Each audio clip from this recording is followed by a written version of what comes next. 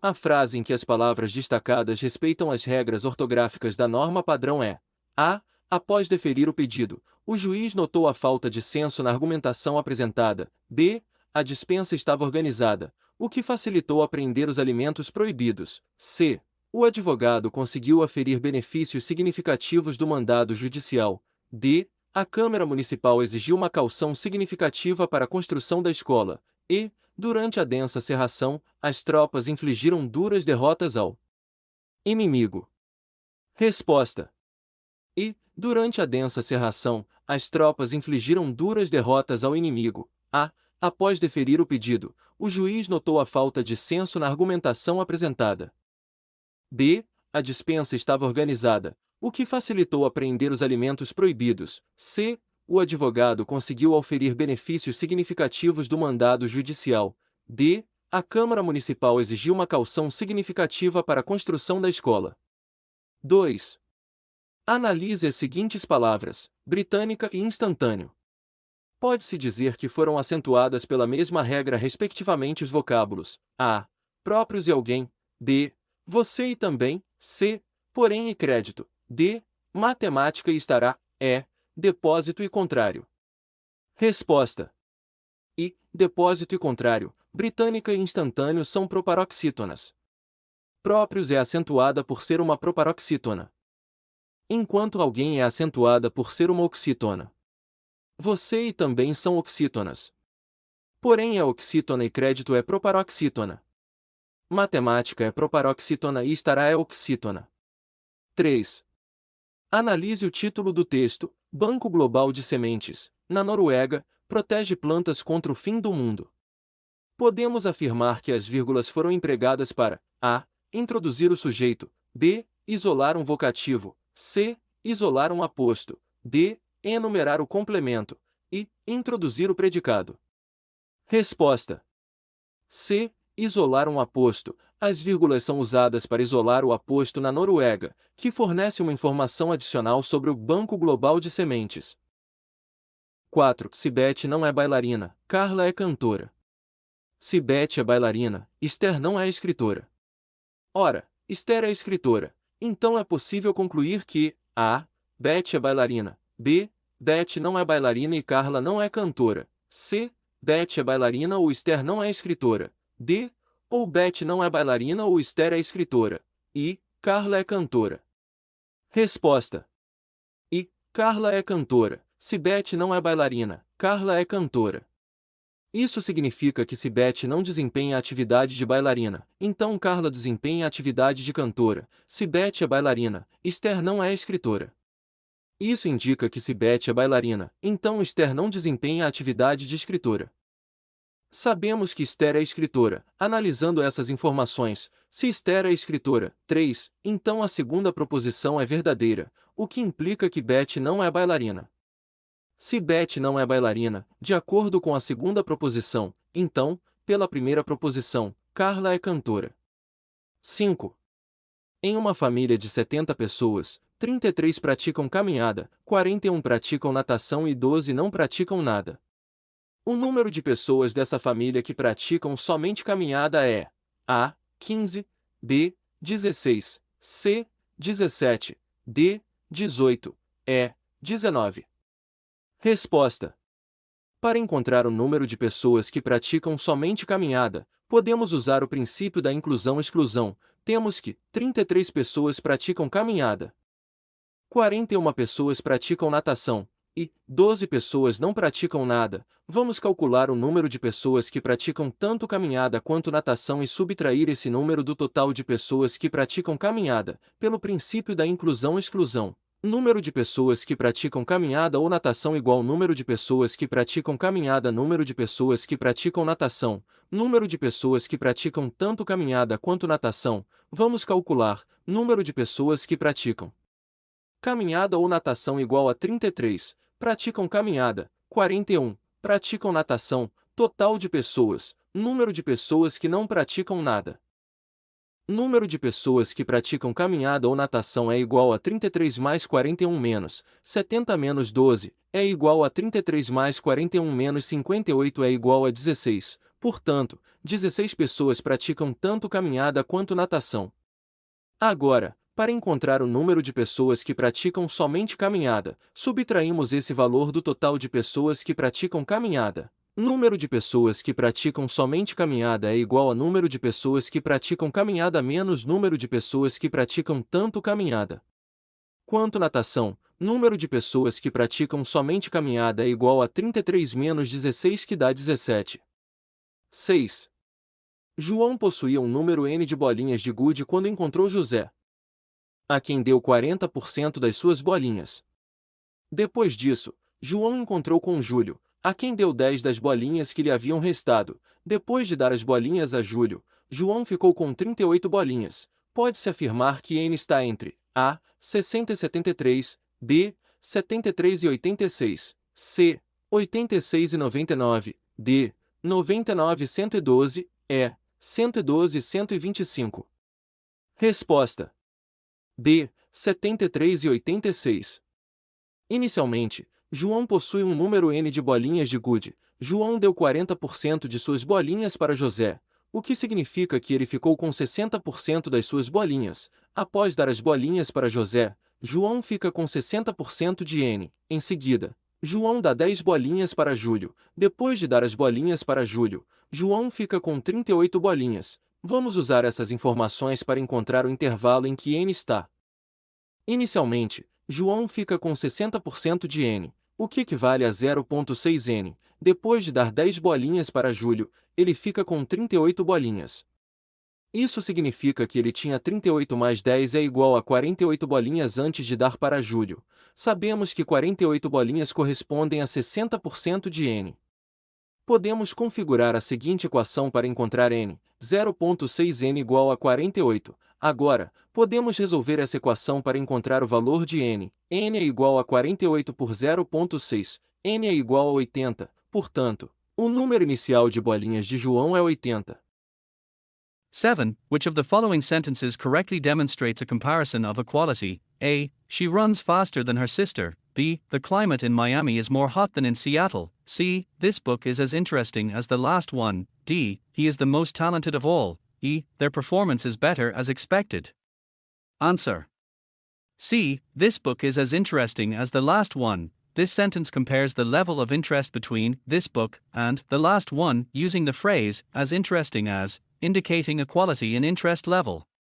Identify the correct application of the modal verb expressing obligation. In the highly secure laboratory, researchers wear protective gear at all times to ensure safety. A. May. B. Could. C. Must. D. Should. E. Might. Answer. C. Must. In the highly secure laboratory, researchers must wear protective gear at all times to ensure safety. 9. In the sentence hotels and airline tickets have been fully booked, the words fully and booked are, respectively, A. An adverb and a noun. B. An adverb and a verb. C. An adjective and a noun. D. An adjective and a verb. E. A noun and an adjective. Answer. B. An adverb and a verb. In the sentence, hotels and airline tickets have been fully booked, fully is an adverb modifying the verb booked. Booked is functioning as a past participle in this context, acting as an adjective describing the state of the hotels and airline tickets. 10. Elige la alternativa correcta respecto al uso de preposiciones en español. A. La Sagrada Familia está en Barcelona, la preposición no se refiere a un lugar. B. La maestra solo habla en español. No tiene preposición. C. Puedo ver el coche desde mi ventana. La preposición indica modo. D. Viajo en el mes de septiembre. La preposición indica tiempo. E. Voy en bicicleta al colegio. La preposición indica compañía. Respuesta. D. Viajo en el mes de septiembre. La preposición indica tiempo. La preposición en se utiliza aquí para indicar un punto en el tiempo, en este caso, el mes de septiembre. La preposición en se utiliza comúnmente para indicar periodos de tiempo específicos, como meses, estaciones del año, años, décadas, siglos, etc. En este contexto, en indica cuando ocurre la acción del verbo viajar, que es durante el mes de septiembre. 11. ¿Cuál es el tiempo verbal para en un tiempo en el que algunas previsiones apuntan a que dentro de menos? A. Futuro simple. B. Pretérito indefinido. C. Presente de indicativo. D. pretérito imperfecto, E, pretérito pluscuamperfecto. Respuesta. C, presente de indicativo, el fragmento en un tiempo en el que algunas previsiones apuntan a que dentro de menos está en presente de indicativo. En español, el presente de indicativo se usa para expresar acciones que ocurren en el presente. Situaciones generales o hechos habituales.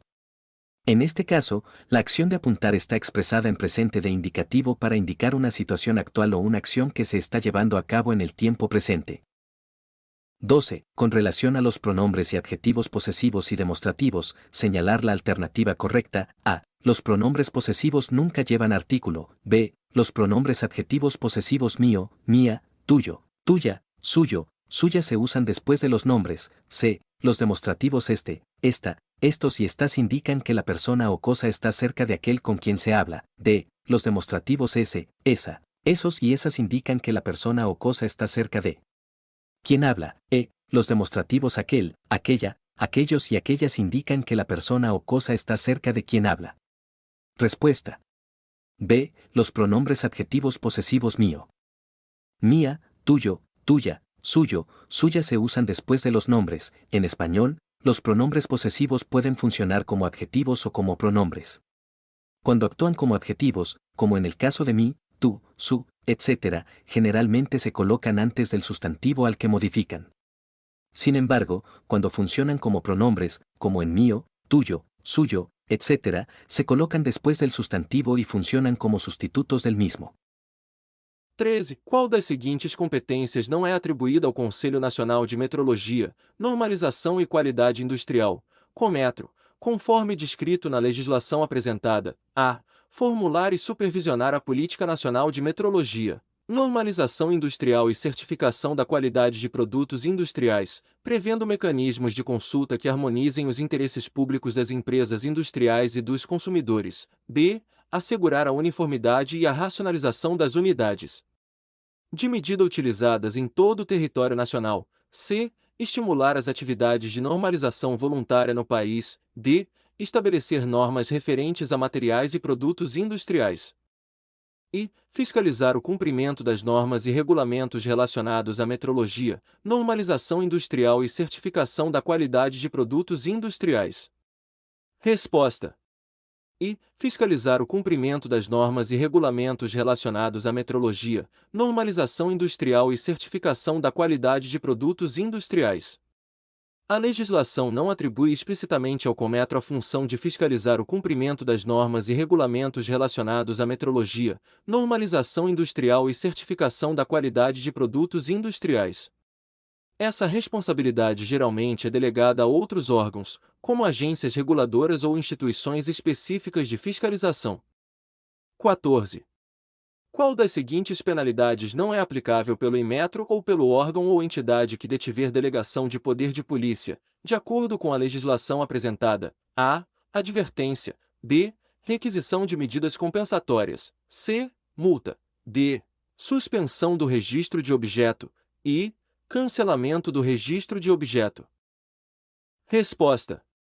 B. Requisição de medidas compensatórias. O Inmetro ou o órgão ou entidade que detiver delegação de poder de polícia pode processar e julgar infrações e aplicar penalidades como advertência, multa, interdição, apreensão, inutilização, suspensão do registro de objeto e cancelamento do registro de objeto.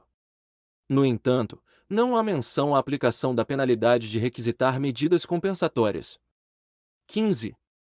Qual das seguintes atribuições é atribuída à divisão de superação de barreiras técnicas, de acordo com os artigos fornecidos? A. Executar as atividades de ponto focal e autoridade notificadora dos regulamentos técnicos nacionais no âmbito do Acordo sobre Barreiras Técnicas da Organização Mundial do Comércio, OMC. B. Coordenar a posição e representar o Inmetro nas negociações de acordos internacionais sobre barreiras técnicas ao comércio. C. Desenvolver e apoiar iniciativas para a superação de barreiras técnicas enfrentadas por empresas exportadoras brasileiras. D. Exercer a coordenação e secretaria executiva do Comitê Codex Alimentarius do Brasil. E. Exercer a coordenação geral de acreditação de organismos de avaliação da conformidade. Resposta. A. Executar as atividades de ponto focal e autoridade notificadora dos regulamentos técnicos nacionais no âmbito do Acordo sobre Barreiras Técnicas da Organização Mundial do Comércio, OMC. Ponto. A coordenação e representação do Inmetro nas negociações de acordos internacionais sobre barreiras técnicas ao comércio é uma atribuição descrita para a divisão de superação de barreiras técnicas, não para a coordenação geral de acreditação. Embora a superação de barreiras técnicas enfrentadas por empresas exportadoras brasileiras seja uma responsabilidade da Divisão de Superação de Barreiras Técnicas, esta não é a única atribuição da divisão. A coordenação e secretaria executiva do Comitê Codex Alimentarius do Brasil é uma atribuição específica da Divisão de Superação de Barreiras Técnicas. Mas não é a única. A Coordenação Geral de Acreditação de Organismos de Avaliação da Conformidade é uma atribuição da Coordenação Geral de Acreditação, não da Divisão de Superação de Barreiras Técnicas. 16. Qual das seguintes atribuições não é atribuída à Comissão de Ética do Inmetro? A. Proferir decisões conclusivas e fundamentadas sobre a existência de falta ética, incluindo a recomendação de exoneração de cargo ou função de confiança, quando necessário. B. Fornecer informações sobre infrações éticas ocorridas para instruir procedimentos relativos à administração de recursos humanos e gestão geral da autarquia. C. Propor medidas corretivas e disciplinares para atos ou omissões que atentem contra os princípios dos códigos de ética e conduta aplicáveis. D. Avaliar reclamações ou denúncias recebidas, encaminhando-as ao presidente do Inmetro caso não se refiram exclusivamente a questões de conduta ética. E. Realizar a instrução processual e emitir decisões finais sobre investigações de conduta ética, incluindo sanções, recomendações ou acordos de conduta pessoal e profissional. Resposta. B. Fornecer informações sobre infrações éticas ocorridas para instruir procedimentos relativos à administração de recursos humanos e gestão geral da autarquia, embora a SEI seja responsável por apurar infrações éticas e propor medidas corretivas e disciplinares. Fornecer informações para instruir procedimentos relativos à administração de recursos humanos e gestão geral da autarquia não é uma atribuição direta da SEI. 18. O princípio da impessoalidade é fundamental para garantir a isonomia e a imparcialidade nas ações da administração pública. Identifique a situação que representa uma violação desse princípio. A. Nomeação de servidores concursados. B. Uso de símbolos oficiais em documentos públicos. C. Realização de auditorias regulares nas contas públicas. D. Promoção de um funcionário com base em relações pessoais. E. Adoção de critérios técnicos na seleção de fornecedores. Resposta. D. Promoção de um funcionário com base em relações pessoais. Nesse caso, a promoção de um funcionário com base em relações pessoais significa que a decisão não está sendo tomada de forma objetiva e impessoal, o que viola o princípio da impessoalidade.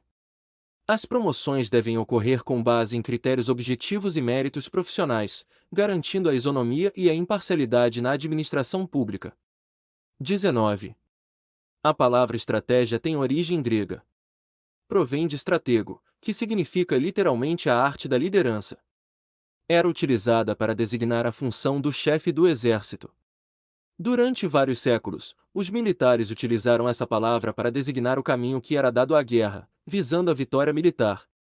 O conceito de estratégia devidamente apresentado são a busca de resolução de problemas de forma ordenada, b. a definição de como fazer as coisas de forma correta na empresa, c. declarações ou entendimentos que guiam ou canalizam o pensamento na tomada de decisão, d. a determinação dos objetivos básicos de longo prazo, ações e recursos necessários para alcançar esses objetivos, e a determinação dos objetivos básicos de curto prazo, que garantam os recursos necessários para a resolução de problemas.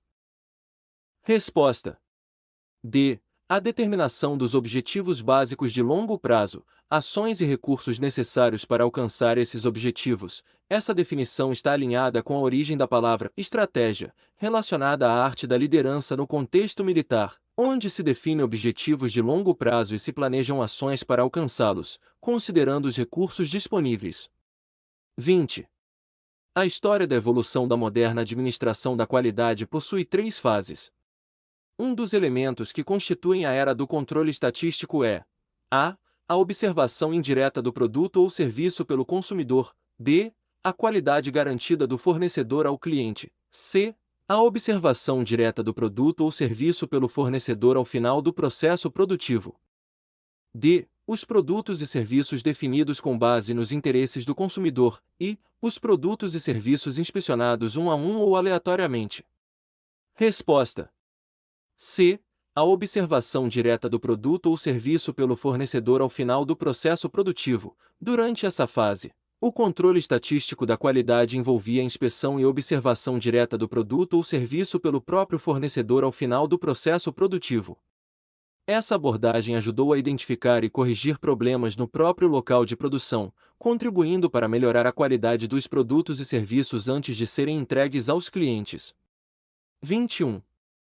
Qual dos seguintes princípios de auditoria se refere à base para a imparcialidade da auditoria e objetividade das conclusões de auditoria? A. Independência. A base para a imparcialidade da auditoria e objetividade das conclusões de auditoria. B. Apresentação justa. A obrigação de reportar com veracidade e exatidão. C.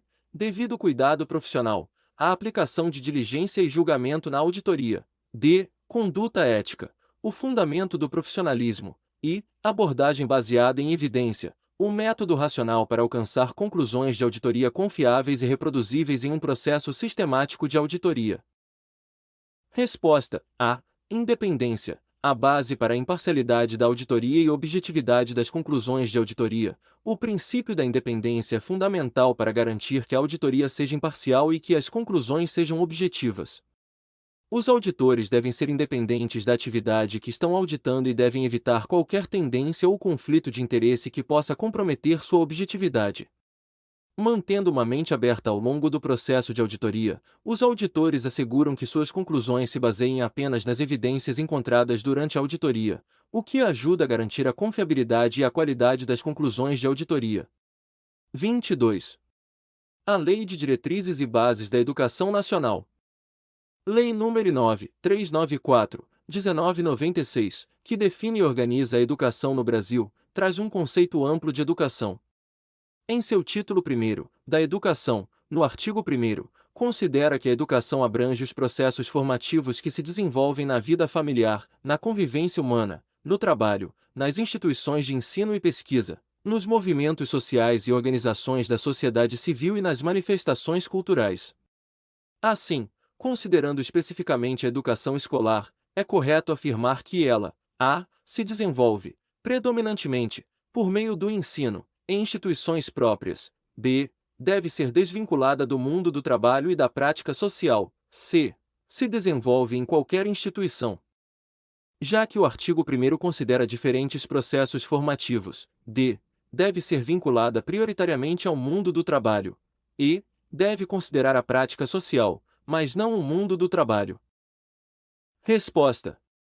A. Se desenvolve, predominantemente, por meio do ensino, em instituições próprias. A educação escolar, embora seja parte de um conceito mais amplo de educação, é predominantemente conduzida através do ensino, em instituições próprias, como escolas e universidades. Embora a educação também ocorra em outros contextos, como mencionado no artigo 1º da Lei de Diretrizes e Bases da Educação Nacional, o ensino formal em instituições específicas é central na organização do sistema educacional. 23. A Constituição Federal de 1988 e a Lei nº 9.394 de 1996 definem para a educação, entre outros princípios, os de igualdade de condições para o acesso e a permanência na escola, o respeito à liberdade e o apreço à tolerância, assim como os ideais de solidariedade humana, de modo a preparar os educandos para o exercício da cidadania democrática. Nesse sentido, em 2010, foi instituído em âmbito nacional o Estatuto da Igualdade Racial, Lei nº 12.288, 2010, buscando enfrentar o racismo estrutural contra os negros, originado de séculos de sua escravidão no Brasil. No município de São Paulo, o documento Currículo da Cidade, Educação Antirracista, Orientações Pedagógicas, Povos Afro-Brasileiros, 2022, esclarece, em sua primeira parte, conceitos de raça, discriminação, preconceito e racismo para subsidiar um trabalho educativo antirracista que favoreça a conscientização sobre o racismo e auxilie no combate à desigualdade que ele traz. Esse subsídio curricular, respeitando as atribuições dos diferentes profissionais da escola, destina-se a. Exclusivamente a gestoras e gestores, b. Igualmente, e apenas, a gestoras e gestores, professoras e professores, c. A auxiliares técnicos de educação, agentes educacionais, gestoras e gestores, professoras e professores, d.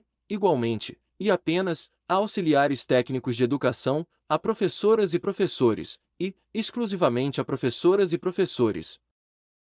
Resposta: C. A auxiliares técnicos de educação, agentes educacionais, gestoras e gestores, professoras e professores, o subsídio curricular Currículo da Cidade, educação antirracista, orientações pedagógicas, povos afro-brasileiros, destina-se a uma ampla gama de profissionais da escola, incluindo gestoras e gestores, professoras e professores, auxiliares técnicos de educação e agentes educacionais. Isso reflete a importância de envolver todos os membros da comunidade escolar no trabalho educativo antirracista e na conscientização sobre o racismo. 24. O conceito de efetividade, amplamente utilizado em diagnóstico e avaliação de políticas públicas, entre as quais as de natureza social com função redistributiva, pode ser compreendido pela seguinte alternativa: a. Impacto gerado em uma dada realidade social, mais propriamente as consequências estruturais de uma política pública e com frequência observáveis no longo prazo. b. A interveniência de fatores exógenos às políticas públicas, os quais determinam o sucesso ou insucesso delas. c. O atendimento de objetivos ou metas de entregas das políticas públicas. d. A relação custo-benefício, em que custo representa elementos de economicidade e benefício representa os níveis de entrega de políticas públicas.